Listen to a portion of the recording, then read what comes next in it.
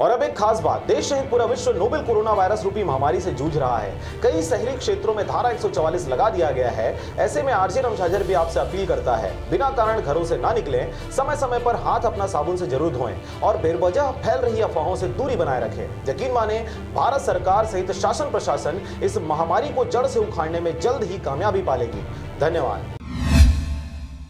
नमस्कार, आप देख रहे हैं आरजे रमझाझर और मैं हूं पुखराज सिंह। पंचतत्व में विलीन हुए वीर शहीद गीतराम राठिया का पूरे राजकीय ससम्मान के साथ हुआ शहीद जवान का अंतिम संस्कार। कलेक्टर यशवंत कुमार एवं पुलिस अधीक्षक संतोष कुमार सिंह ने दी श्रद्धांजलि। देखिए यह विशेष रिपोर्ट। सुकमा के मिनपा में 21 मार्च को नक्सली मुठभेड़ में अपने प्राणों की आहुति देकर शहीद हुए जिले के वीर सपूत एटीएफ के प्लाटून कमांडर गीतराम राठिया का आज उनके गृहग्राम सिघनपुर में पूरे राजकीय सम्मान के साथ अंतिम संस्कार किया गया। इस मौके पर कलेक्टर श्री यशवंत कुमार एवं पुलिस अधीक्षक श्री संतोष कुमार सिंह ने वीर जवानों को पुष्प चक्र अर्पित कर श्रद्धांजलि दी। कलेक्टर श्री यशवंत कुमार ने कहा कि हम शहीद गीतराम राठिया की वीरता को नमन करते हैं। एक जवान के रूप में कर्तव्य निर्वहन के दौरान अपने प्राणों की आहुति देकर वह अमर हो गए हैं। पुलिस अधीक्षक श्री संतोष कुमार सिंह ने कहा कि वीर जवान गीतराम राठिया ने आने वाली पीढ़ी के सामने मिसाल कायम करते हुए देश सेवा में अपना सर्वोच्च बलिदान दिया है। इसके पूर्व वीर शहीद गीतराम राठिया का पार्थिव शरीर दोपहर 2 बजे भारतीय वायुसेना के विशेष हेलीकॉप्टर से ससम्मान रायगढ़ के जिंदल एयर स्ट्रिप लाया गया।